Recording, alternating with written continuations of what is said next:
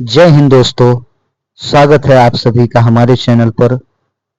आज हम बात करने जा रहे हैं कि सोमवार यानी कि 3 नवंबर को निफ्टी, बैंक निफ्टी, सेंसेक्स के क्या इंपॉर्टेंट लेवल रहने वाले हैं, कैसी ओपनिंग हो सकती है। लेकिन उससे पहले आइए हम जान लेते हैं कि शुक्रवार को बाजार में क्या खास हुआ। अब निवेशकों की नज़र किन फैक्टर पर रहेगी। पिछले हफ्ते के शुरुआती 3 दिनों की बढ़त आखिरकार टिक नहीं पाई। हफ्ते के आखिरी 2 दिन कारोबारी दिनों में भारी बिकवाली के चलते बाजार ने अपनी शुरुआती तेजी गंवा दी।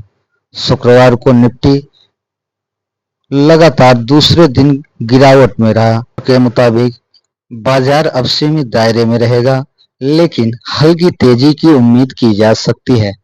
निवेशकों की नज़र विदेशी फंड फ्लो, वैश्विक घटनाक्रम और घरेलू आंकड़ों पर रहेगी। इस हफ्ते त्योहारी सीजन के संकेत देने वाले monthly auto sales data focus में रहेंगे।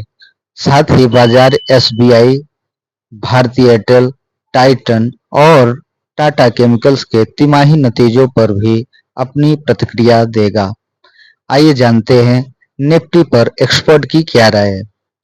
मोतीलाल ओसवाल के सिद्धार्थ खेमका ने कहा कि घरेलू अर्थव्यवस्था के मजबूत फंडामेंटल्स बाजार को सपोर्ट दे रहे हैं, लेकिन ग्लोबल सेंटीमेंट निकट भविष्य की तेजी को सीमित कर सकती है।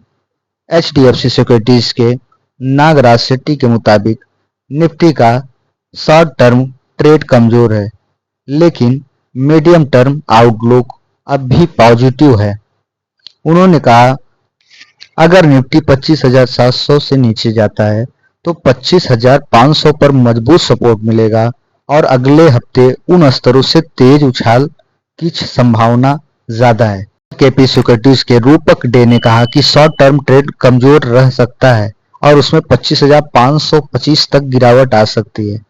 ऊपर की ओर 25,850 पर रेजिस्टेंस है, जिसे पार करने के बाद ट्रेड फिर से पॉजिटिव हो सकता है। सेंट्रम ब्रोकिंग के नीलेश जैन ने बताया कि निफ्टी लगातार दूसरे हफ्ते 26,000 के पास रेजिस्टेंस झेल रहा है, जो शॉर्ट टर्म कंसोलिडेशन का संकेत देता है।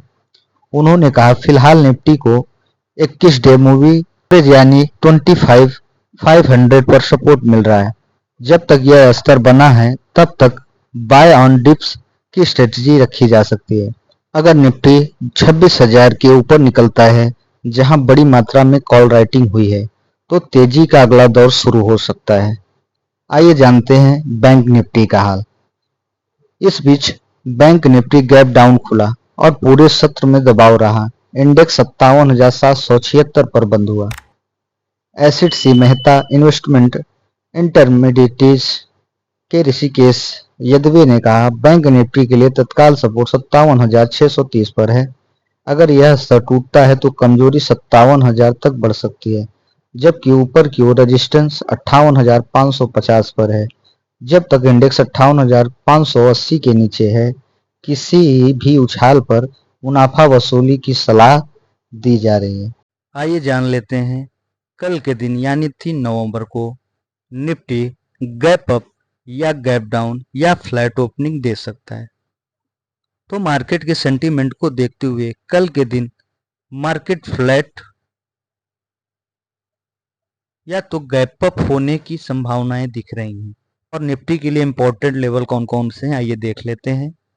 निफ्टी के लिए रेजिस्टेंस की बात करें तो पहला रेजिस्टेंस 25,960 के पास बन रहा है। पहला रेजिस्टेंस आपका ये रहेगा और दूसरा रेजिस्टेंस 26,096 का रहेगा। और सपोर्ट की बात करें तो पहला सपोर्ट 25,665 पर सपोर्ट बन रहा है।